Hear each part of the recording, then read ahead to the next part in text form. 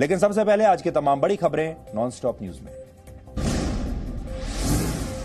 कांग्रेस सांसद राहुल गांधी ने जम्मू कश्मीर की विवादित तस्वीरें दिखाने वाले 3 फोटोग्राफर्स को पुलित्जर पुरस्कार मिलने पर बधाई दी है।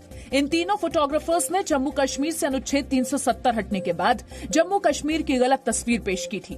राहुल गांधी ने डार यासिन, मुख्तार खान और चन्नी आनंद को बधाई देते हुए ट्वीट किया है कि जम्मू कश्मीर में जिंदगी से जुड़ी ताकतवर तस्वीरों के लिए फोटो जर्नलिस्ट डार यासीन, मुख्तार खान और चन्नी आनंद को पुलित्जर पुरस्कार जीतने के लिए बधाई।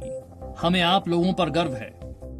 बीजेपी ने राहुल गांधी के फोटोग्राफर्स को बधाई देने पर सवाल उठाते हुए कहा है कि ये वो पुलित्जर पुरस्कार है जो कहता है कि कश्मीर भारत का अभिन्न अंग नहीं है।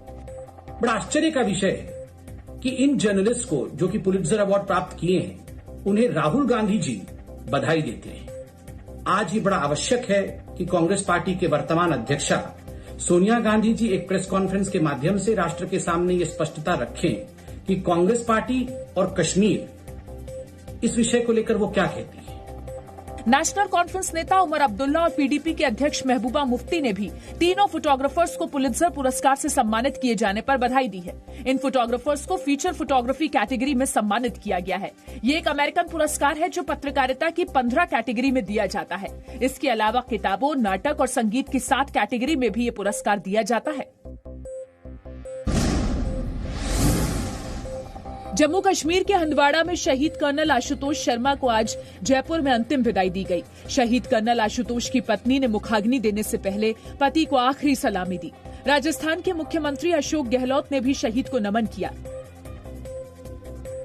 हंदवाड़ा में शहीद मेजर अनुज सूद का पार्थिव शरीर आज हरियाणा के पंचकुला पहुंचा। शहीद की पत्नी के आंसू देखकर मौजूद लोगों की आंखें नम हो गई।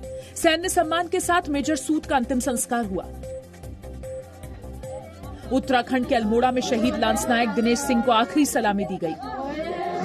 अल्मोड़ा के मिरगांव के निवासी शहीद दिनेश सिंह भी हंदवाड़ा के ऑपरेशन में शामिल थे।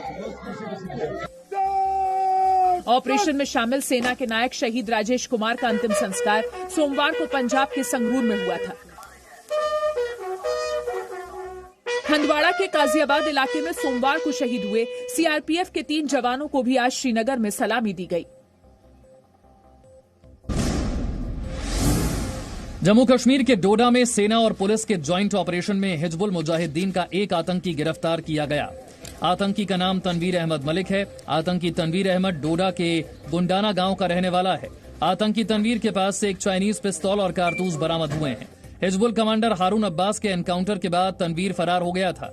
फरवरी 2020 में तनवीर अहमद की मां ने गुमशुदगी की रिपोर्ट दर्ज कराई थी। आतंकियों के साथ तनवीर अहमद की तस्वीरें सोशल मीडिया पर आई थीं। 2 महीने की आतंकी ट्रेनिंग लेने के बाद तनवीर अहमद डोडा लौटा था। तनवीर अहमद के लौटने की खुफिया जानकारी के बाद सेना ने ऑपरेशन चलाया और तनवीर को पकड़ने में कामयाबी मिली। पिछले 24 घंटे में कोरोना संक्रमण से पहली बार देश में सबसे ज्यादा मौतें हुई हैं। स्वास्थ्य मंत्रालय के मुताबिक कोरोना से पिछले 24 घंटे में 194 मौत हुई हैं, जबकि 24 घंटे में कोरोना के सबसे ज्यादा 3875 केस सामने आए हैं। अब कोरोना संक्रमण के मामले बढ़कर 46,711 हो गए हैं। कोरोना संक्रमण से अब तक 1,583 लोगों की मौत हो चुकी है। कोरोना के बढ़ते मामलों से कम्युनिटी ट्रांसमिशन की आशंका जताई जा रही है, लेकिन स्वास्थ्य मंत्रालय इससे इनकार कर रहा है। क्या ये बहुत ज्यादा फैल रहा है, कम्युनिटी की तरफ जा रहा है? कुछ स्टेट से जब हमारे को केसेस टाइम पर रिपोर्ट नहीं हुए, डेथ रिपोर्ट नहीं हुई, तो हमने उनको परसुएड किया और उसके तहत ही केसेस रिपोर्ट हुए, जिसके कारण ही सडनली आप डेथ की संख्या में इंक्रीज आज नोट कर रहे हैं। देश में अब कोरोना के केस 12 दिन में दोगुने हो रहे हैं। पहले ये 11 दिन में दोगुने हो रहे थे। मरीजों के ठीक होने की दर भी 27.4% हो गई है।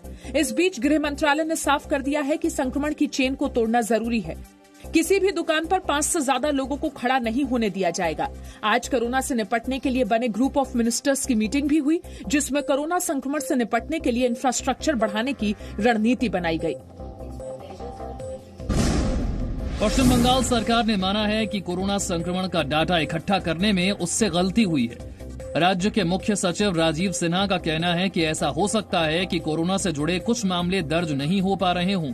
राजीव सिन्हा ने कहा कि हम प्राइवेट लेबोरेटरीज और अस्पतालों, इसी के साथ सरकारी लेबोरेटरीज और अस्पतालों से आंकड़े ले रहे हैं। मैं ये नहीं समझ पा रहा हूं कि इन आंकड़ों में इतना अंतर क्यों है। हमने पाया कि सबसे बड़ी मुश्किल मामलों की रिपोर्टिंग को लेकर है। हमने इस बात पर भी गौर किया है कि कई आंकड़े रजिस्टर्ड नहीं किए गए हैं।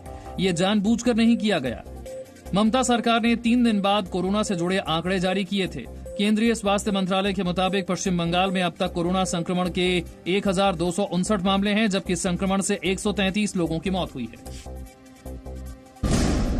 दिल्ली में केजरीवाल सरकार ने आज से शराब पर 70% अतिरिक्त टैक्स वसूलना शुरू कर दिया है। इसके बावजूद दिल्ली में शराब की दुकानों पर भीड़ कम नहीं हुई है। कई जगहों पर शराब की दुकानों पर धक्का मुक्की हुई और पुलिस को बल प्रयोग करना पड़ा। लॉकडाउन 3 के दूसरे दिन दिल्ली में शराब 70% महंगी हो गई है। आंध्र प्रदेश में शराब के दामों में 75% की बढ़ोतरी कर दी गई है। छत्तीसगढ़ में शराब की होम डिलीवरी शुरू कर दी गई है।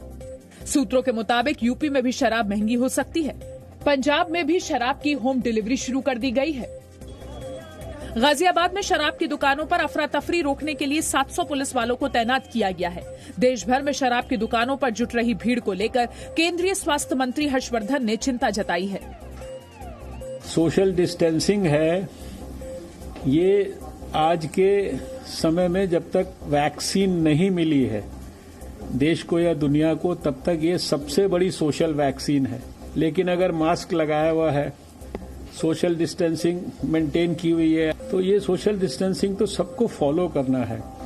शराब की बिक्री के दौरान सोशल डिस्टेंसिंग का पालन नहीं करने पर नासिक में 56 शराब विक्रेताओं के खिलाफ मामला दर्ज किया गया है। कोरोना महामारी के बीच दिल्ली सरकार ने पेट्रोल और डीजल पर लगने वाले वैट को बढ़ाकर 30% कर दिया है। इस फैसले से दिल्ली में पेट्रोल की कीमत ₹1.67 बढ़कर 71 रुपए 26 पैसे प्रति लीटर हो गई है, जबकि डीजल की कीमत ₹7.10 बढ़कर 69 रुपए 39 पैसे प्रति लीटर हो गई है। कल दिल्ली सरकार ने शराब पर 70% कोरोना टैक्स लगाने का फैसला किया था। इस बीच दिल्ली में कोरोना के मरीजों की संख्या 5000 के करीब पहुंच गई है। दिल्ली में अब तक 4898 मरीज कोरोना संक्रमित हैं। 64 लोगों की मौत हुई है, जबकि 1431 मरीज ठीक हुए हैं। No signal, no worry. Presenting Z News app with live TV, latest updates and expert opinion. Available on Google Play and App Store. Download it now.